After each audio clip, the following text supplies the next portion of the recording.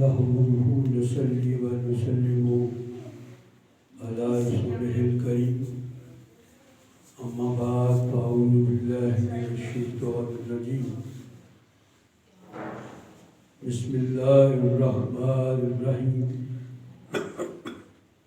الحمد لله رب العالمين الرحمن الرحيم مالك يوم الدين إياك نعبد وإياك نستعين اهدنا الصراط المستقيم صراط الذين أنعمت عليهم غير المغضوب عليهم ولا الضالين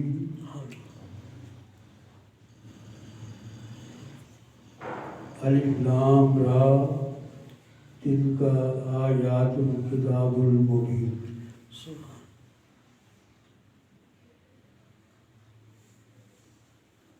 معزز سامعین گرامی قدر، خواتین و حضرات، اللہ تعالیٰ کا لاکھ لاکھ شکر ہے کہ اس نے ہمیں اس سال پھر آقائے دو جہاں اپنے پیارے محبوب باعث تخلیق کائنات آقائے نامدار سیدنا حضور علیہ الصلوۃ والسلام کا میلاد پاک منانے کی توفیق عطا فرمائے.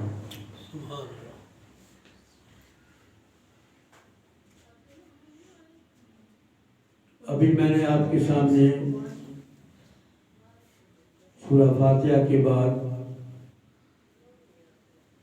سورہ یونس کی ابتدائی آیات کو بیان کیا ہے. بے شک یہ کتاب آیات الکتاب المبین،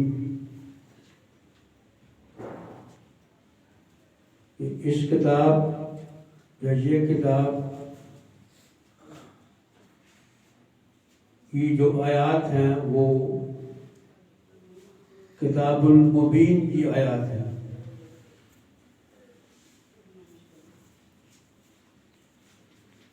ہم یہ آیت پڑھتے ہیں لیکن کبھی ہم نے اس پر غور نہیں کیا کہ کتاب اور مبین میں فرق کیا ہے.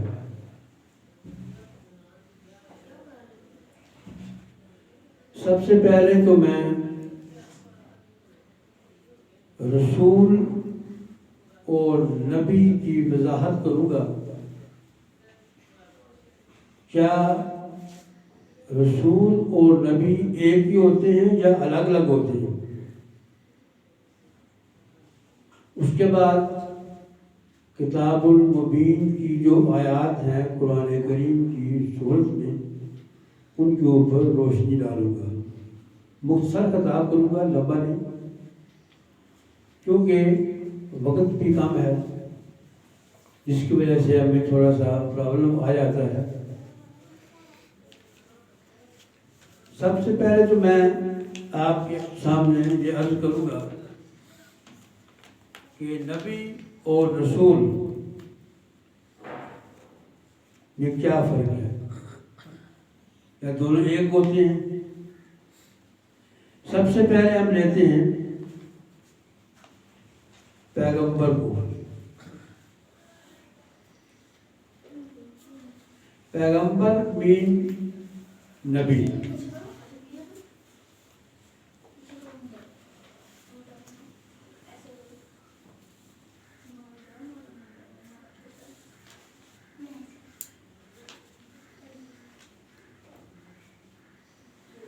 یعنی غیب کا نمائندہ ہے.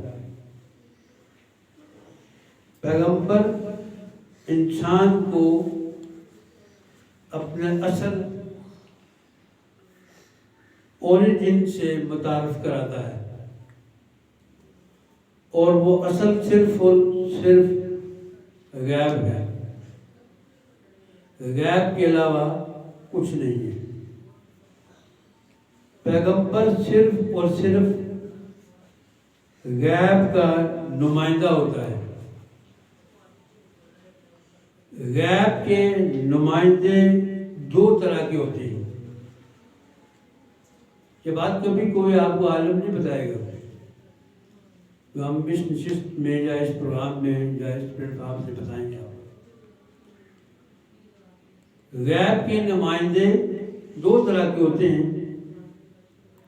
ایک نبی کہلاتا ہے اور ایک رسول کہلاتا ہے. غیب کے نمائندے دو ہوتے ہیں. ایک نبی کہلاتا ہے اور ایک رسول کہلاتا ہے. ان کا کام ایک دوسرے سے مختلف ہوتا ہے. ضروری نہیں کہ کوئی پیغمبر نبی ہو اور ضروری نہیں کہ کوئی پیغمبر نبی بھی ہو اور رسول بھی ہو. قرآن کریم میں جگہ جگہ ارشاد ہے مختلف پیغمبروں کے کہ بے شک آپ نبی بھی ہیں اور رسول بھی ہیں. اگر ایسا اسلام کے بارے میں ارشاد ہے کہ آپ پیغمبروں میں سے ہیں اور رسولوں میں سے ہیں.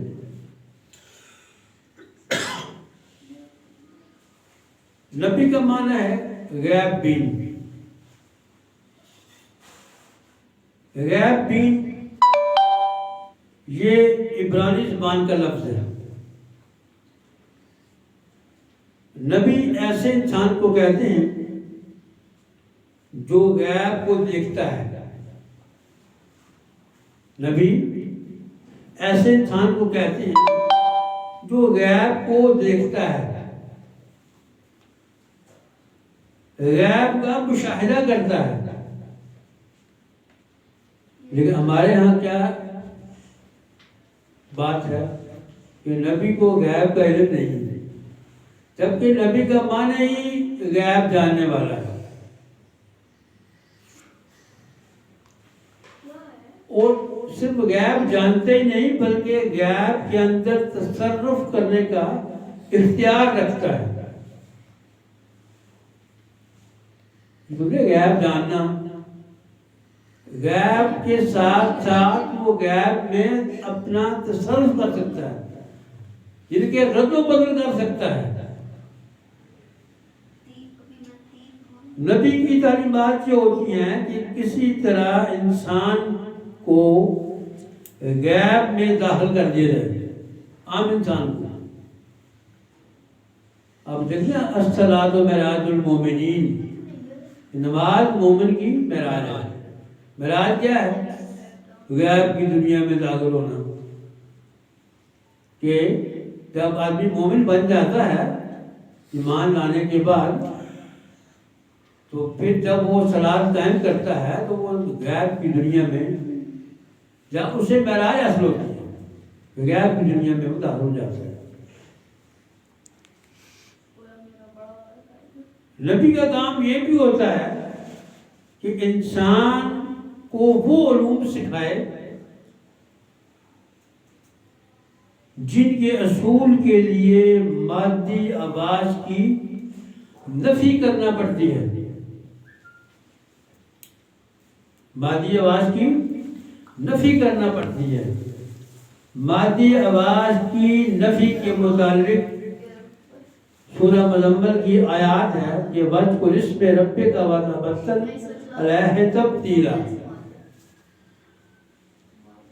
اور ذکر کیا کرو اللہ کے نام کا سب سے منقطع ہو کر. سبحان, ایک اللہ کی طرف متوجہ ہو جاؤ.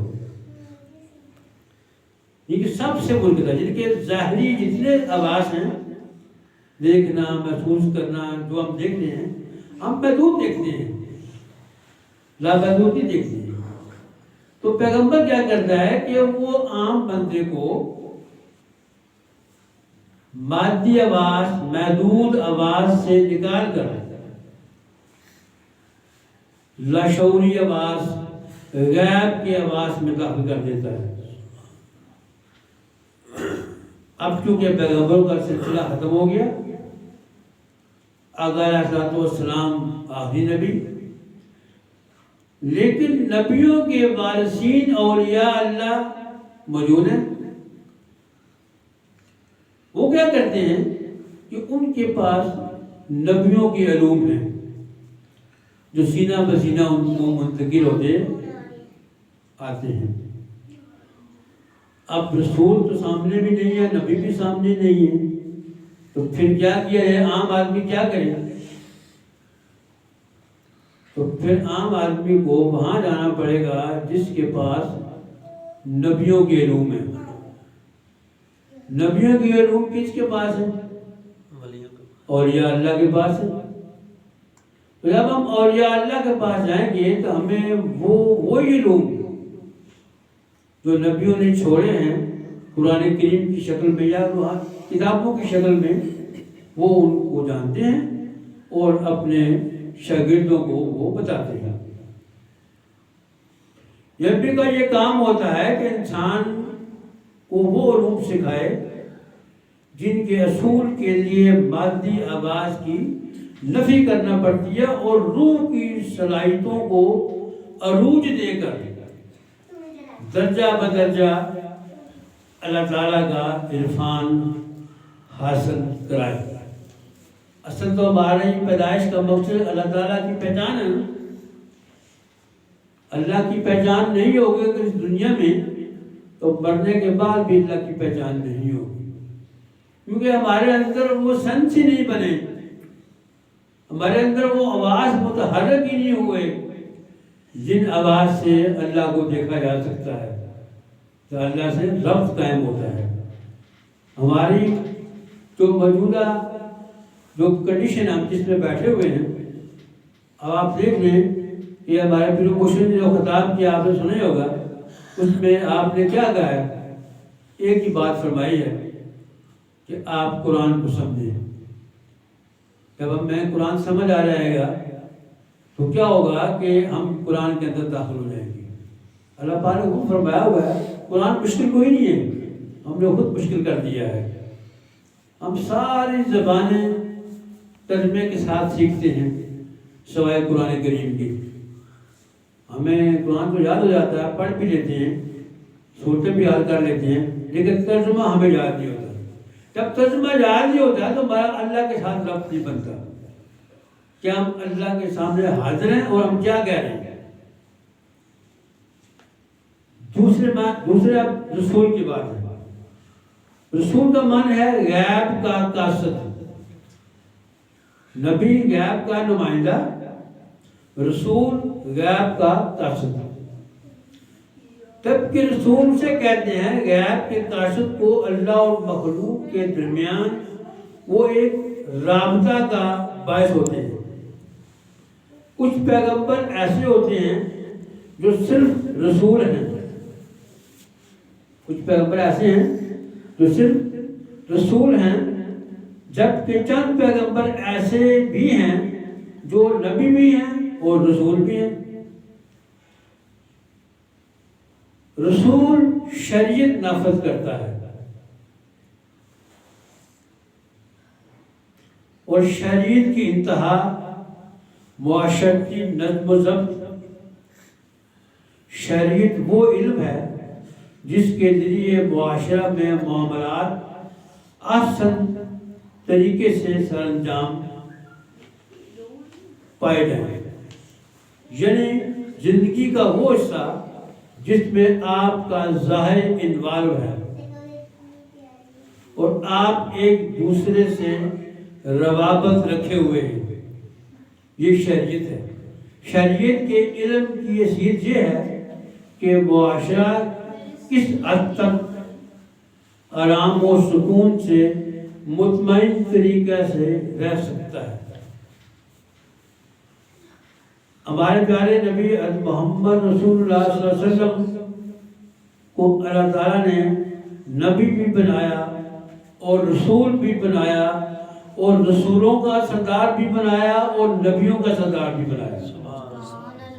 ایسا نہیں کہا کہ آپ آخری نبی اور نبیوں کے سردار، نہیں، آپ رسولوں کے بھی سردار ہیں اور نبیوں کے بھی سردار ہیں. اب رہی بات جو میں نے آیت پڑھی ہے وہ یہ ہے کہ اللہ تعالیٰ نے ہر پیغمبر کو ایک نہ ایک کتاب دی ہے،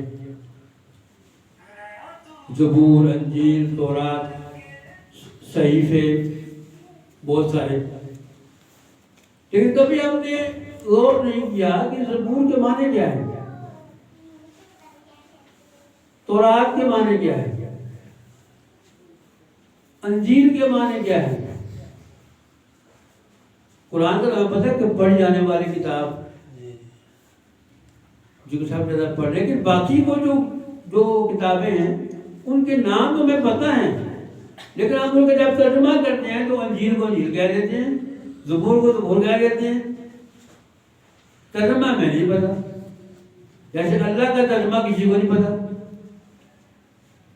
کبھی کسی سے پوچھنا کہ اللہ کا ترجمہ کیا ہے، ہم نے اپنے پیر و مرشد سے پوچھا تھا کہ حضور اللہ کا معنی کیا ہے. محمد کے معنی سب کو پتہ ہے نا، تعریف کیا گیا، لیکن اللہ کے معنی کیا ہے. تو سارے لوگ خاموش ہو گئے، کوئی بھی جواب نہیں دے رہا تھا. آپ نے فرمایا اللہ کا معنی یہ ہے کہ ایسی ہستی جو حیران کر دے، ایسی ہستی جو حیران کر دے. اب آپ دیکھ لیں کہ اللہ تبارک و تعالی کی جس تخلیق کے اوپر آپ غور کریں کہ آپ حیران ہو جائیں گے. کوئی پرندہ لے لیں، پہاڑ لے لیں، درخت لے لیں، چیونٹی لے لیں، کوئی اجساد و ارض لے لیں، آپ جب اس کو دیکھیں گے، اس کے اوپر غور کریں گے، آپ حیران ہو جائیں گے. یہ کیسی مخلوق ہے یار، کیسی خوبصورت بنائی اللہ تعالیٰ نے. اس کا جواب نہیں ہے. اللہ کا معنی حیران کر دینے والا، حیران. اور آدمی جب حیران ہوتا ہے تو کیا ہوتا ہے کہ حیران ہونے کے درمیان ان کے اپنے جو آواز ہوتے ہیں نا، مادی آواز، ان کی نفی ہو جاتی ہے. اس کے پاس جب کوئی جواب نہیں ہوتا نا، جب جواب نہیں ہے تو فارغ ہو گیا بندہ. جب وہ فارغ ہو جاتا ہے، اپنی نفی کر دیتا ہے، تو وہ فوراً کہتا ہے سبحان اللہ. کیوں کہتا ہے سبحان اللہ؟ کہ اسے پتہ ہے کہ یہ اللہ نے بنایا ہے، یہ اللہ کی قدرت ہے، اللہ کی یہ نشانی ہے. تو جتنی بھی کتابیں ہیں جنہیں اللہ نے فرمایا کہ یہ آیات روشن کتاب کی. اچھا، اب آپ کو یہ بھی بتائیں کہ کتاب الگ چیز ہے اور کتاب المبین الگ چیز ہے. ہمارے پیر و مرشد صاحب قیاسی نظام کو بیان کرتے ہیں. میں جو سلسلہ عظیمیہ کے جو پلیٹ فارم ہے نا، یہاں پر دونوں علوم کے اوپر بات کی جاتی ہے، یعنی کہ ظاہری علوم بھی سکھائے جاتے ہیں اور ساتھ ساتھ جو ظاہری علوم کے جو پیچھے نظام ہے، جو اس کا باطن ہے، اس کو بھی سکھایا اور پڑھایا جاتا ہے. جیسے صلاۃ ہے، ہم صلاۃ سارے پڑھتے ہیں، لیکن ہم صلاۃ کی جو اصل ہے اس سے واقف نہیں ہے. صلاۃ کی اصل کیا ہے؟ صلاۃ کی اصل ہے وَأَقِیمُوا الصَّلَاةَ، صلاۃ قائم کرو، یعنی کہ اللہ کے ساتھ تعلق قائم کرو. یہ جب ہم حضور کے اوپر درود پڑھتے ہیں نا، اللہم صلی علی، صل کا مطلب کیا ہے؟ صل کا مطلب ہے جڑنا، اس چیز کا آپس میں جڑ جانا. اے اللہ ہمیں حضور سے جوڑ دے. فرشتے و اللہ پہلے ہی حضور کے ساتھ اٹیچ ہیں. اے اللہ ہمیں آقا کے ساتھ جوڑ دے. ہمیں طریقہ نہیں پتا جڑنے کا، آپ جوڑ دیں، آقا کے ساتھ جوڑ دیں. جب ہم آقا کے ساتھ جڑ جاتے ہیں تو پھر ہمیں وہ علوم حاصل ہونا شروع ہو جاتے ہیں جو غیب کے علوم ہیں. تو کتاب و کتاب المبین، ہمارے پیر و مرشد فرماتے ہیں اپنی کتاب قلندر شعور کے اندر. اب آپ نے نام تو سنا ہوا ہے قلندر، لیکن شعور کا نہیں پتا کہ قلندر کے پاس کون سا شعور ہوتا ہے. شعور سب کے پاس ہے، میرے پاس بھی ہے، کتے کے پاس بھی ہے، بلی کے پاس بھی ہے، سب کے پاس شعور ہے. لیکن یہ قلندر شعور کیا ہے؟ اصل میں قلندر شعور جو ہے وہ غیب کا شعور ہے.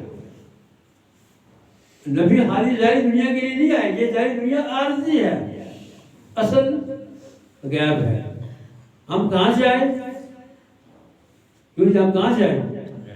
غیب سے آئے. کہاں جائیں گے؟ غیب میں جائیں گے. لیکن ایک دفعہ ہم ظاہر میں آئے، 2 دفعہ ہم غیب میں گئے. تو امید کس کی ہوئی؟ غیب کی امید میں. اور غیب میں کون ہے؟ اللہ. لیکن کیا کبھی ہم نے اللہ کے ساتھ تعلق بنانے کی کوشش کی؟ صلاۃ ہمیں دی گئی نا، صلاۃ میں ہم نے اللہ کے ساتھ ربط قائم کرنا ہے، تعلق قائم کرنا ہے، لیکن ہمارا نہیں بنتا.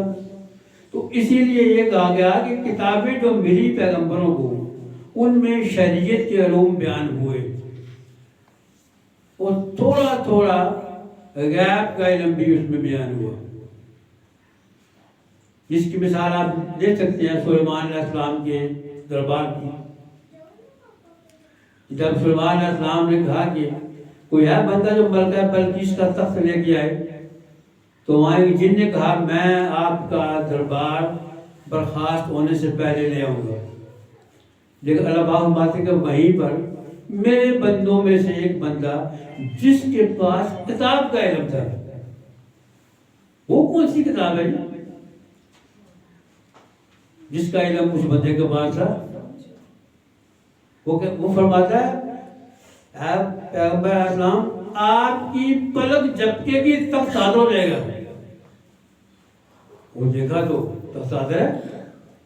تو آپ نے فرمایا یہ میرے اللہ کا مجھ پر فضل ہے.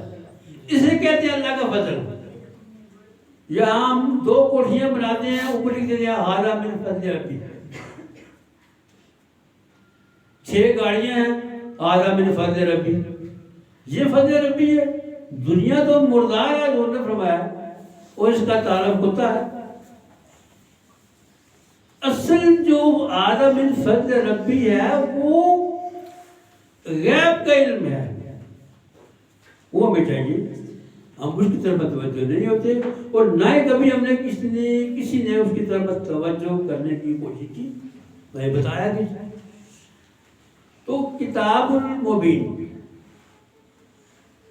جتنی بھی کتابیں ہیں وہ ساری کی ساری دراصل کتاب المبین کا حصہ ہیں. اصل کتاب اللہ کے پاس ہے. اجل کتاب سورہ راحت کے اندر ہے کہ اصل کتاب اللہ کے پاس ہے. جو چاہتا ہے لکھتا ہے، جو چاہتا ہے مٹاتا ہے. اصل کتاب اللہ کے پاس ہے. تو اصل میں جتنی کتابیں ہیں وہ ساری کتاب المبین کا حصہ ہیں. ہمارے پیر و مرشد فرماتے ہیں کہ ایک کتاب المبین ہے. کائناتی نظام آپ بتاتے ہیں وہ غیب کا نظام. فرماتے ہیں کہ ایک کتاب المبین ہے. اس ایک کتاب المبین میں 30 کروڑ لوح محفوظ ہیں. 30 کروڑ لوح محفوظ ہیں. قرآن کے بارے میں کیا ہے؟ قرآن کے بارے میں قرآن میں آیا ہوا ہے، ایک آیت آئی ہوئی ہے بل ہو قرآن مجید فی لوح محفوظ. یہ نہیں کہا گیا کہ یہ بل ہو قرآن مجید کتاب المبین. کیوں جی؟ کسی قرآن میں یہ آیت ہے جی کہ قرآن کے بارے میں لکھا گیا ہو کہ یہ کتاب المبین ہے؟ کہا گیا ہے کہ یہ لوح محفوظ میں محفوظ ہے. الکتاب جو ہے وہ کتاب المبین ہے. اس کا جو آدمی علم رکھتا ہے کتاب المبین کا، دراصل وہ انبیاء ہوتے ہیں، نبی ہوتے ہیں، اور ان کے فیض یافتہ اولیاء اللہ ہوتے ہیں. وہ غیب اور غیب الغیب جانتے ہوتے ہیں. ایک غیب ہوتا ہے، ایک غیب الغیب ہوتا ہے. جیسے اب بے شمار چیزیں ہیں غیب نہیں رہی، آج سے 100 سال پہلے غائب تھی، اب عام آدمی اس سے واقف ہے، غیب سے واقف ہے۔ کتا واقف ہوتا ہے جو جس سے ہم واقف نہیں ہے، وہ چور پکڑ لیتا ہے، ہم نہیں پکڑ سکتے، اس کے لیے کوئی غیب نہیں ہے، ہمارے لیے غیب ہے، ٹھیک ہے۔ تو اصل جو غیب کا علم ہے وہ کتاب المبین کا علم ہے۔ کتاب المبین خزانہ ہے، اور یہ وہی خزانہ ہے جس کے بارے میں اللہ نے فرمایا کہ میں چھپا ہوا خزانہ تھا، میں نے چاہا کہ میں پہچانا جاؤں تو میں نے محبت کے ساتھ مخلوق کو پیدا کیا۔ اچھا، اب مخلوق میں سب سے افضل مخلوق کون ہے؟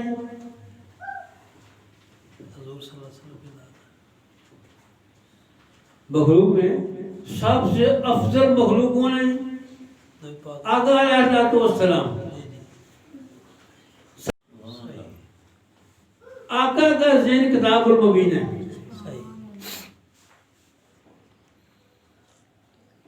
آپ بانٹتے ہیں، نبیوں کو بھی آپ نے تقسیم کیا، جتنی کتابیں نبیوں کو ملی ہیں نا وہ ساری آقا علیہ السلام کے لیے ملی ہے۔ اللہ اور مخلوق کے درمیان اگر کوئی ہستی ہے تو آقا علیہ السلام کی ہے، اور کتاب المبین حضور علیہ السلام کا ذہن مبارک ہے۔ جب کوئی بندہ آقا علیہ السلام سے واقف ہو جاتا ہے، اس کے ساتھ تعلق قائم کر لیتا ہے، تو یوں سمجھ لیں کہ وہ قرآن کریم کو پڑھتے ہوئے کتاب المبین میں داخل ہو جاتا ہے۔ قرآن کریم چابی ہے کتاب المبین کو پڑھنے کی یا کھولنے کی۔ اس لیے کہا گیا ہے کہ آپ قرآن کو پڑھیں۔ انبیاء اور ان کے وارثین اولیاء اللہ جانتے ہیں، اور انہی سے تعلق بنائے بغیر ہم اس مادی آواز سے، اس مادی سن سے، اس مادی دنیا سے ہم اپنا رب توڑ کر لاشعور میں داخل نہیں ہو سکتے۔ آخری شعر پہ میں ختم کر رہا ہوں۔ میاں صاحب نے فرمایا ہے کہ راہ دے ہر کوئی آنکھیں کہ میں بھی آنکھاں راہ دے بن مرشد راہ نہیں ملتا در رول مرسا میں جرانا۔ آپ لوگوں کا بہت بہت شکریہ، آپ نے آج کی محفل میں شرکت فرمائی، ہمارے پیر و مرشد کا خطاب سنا، میری باتیں سنی۔ اللہ تعالیٰ آپ سب کو خوش رکھے اور اس محفل میں آنا قبول فرمائے، اور آقا علیہ السلام کی اس دنیا میں بھی اور آخرت میں بھی شفاعت نصیب فرمائے۔ السلام علیکم ورحمۃ ہو سلام شمع بز میں ہدایت پہ لاکھوں سلام، جس حال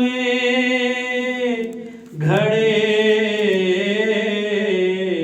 چمکا طیبہ کا چاند، جس سہانے گھڑی چمکا طیبہ کا چاند، اس دل افروز ساتھ پہ لاکھوں سلام، مصطفیٰ جان رحمت پہ لاکھوں سلام، شمع بز میں ہدایت پہ لاکھوں سلام، امتی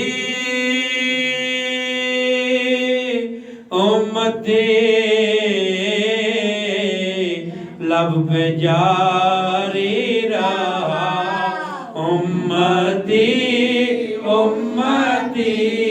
لب پہ جاری رہا، امتی تیری قسمت پہ لاکھوں سلام، مصطفیٰ جان رحمت پہ لاکھوں سلام، شمع بز میں ہدایت सैयद बेला को सलाम आसियो थामलो दामने मुस्तफा आसियो थामलो दामने मुस्तफा और पढ़ो रब की रहमत पे लाखों सलाम मुस्तफा जाने रहमत पे लाखों सलाम या इलाही वास्ता आले रसूल और ये सलामे आज जाना हो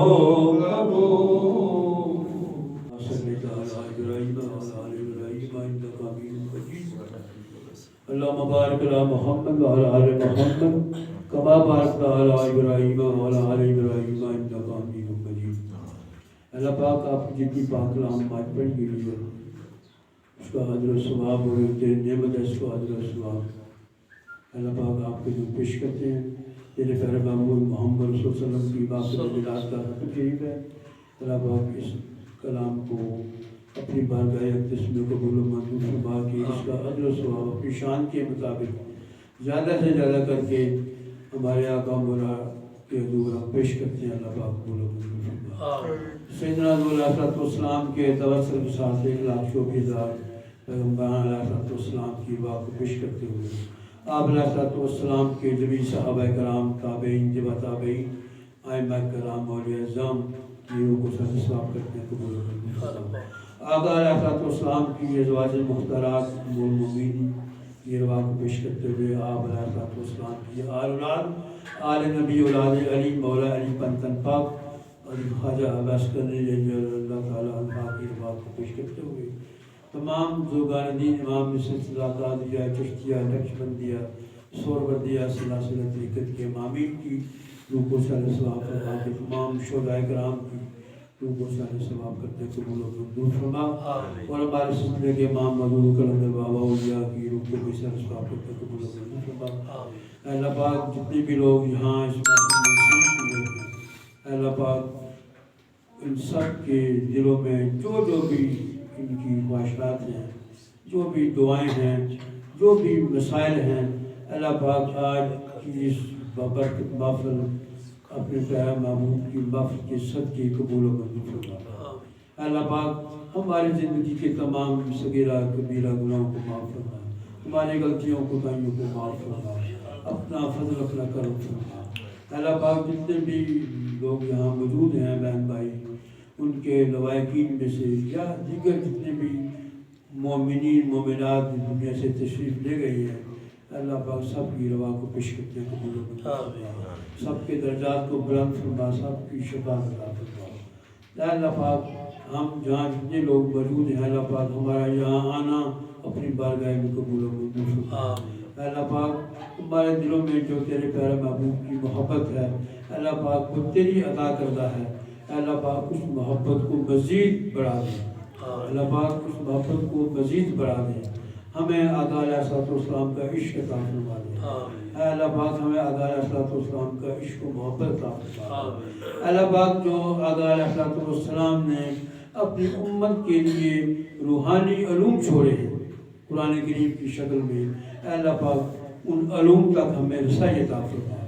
अल्लाह पाक हम सब को अपने अपने पीर व मुर्शिद की निस्बत के साथ अल्लाह पाक हमें वो अलूम सीखने की तौफीक अता फरमा।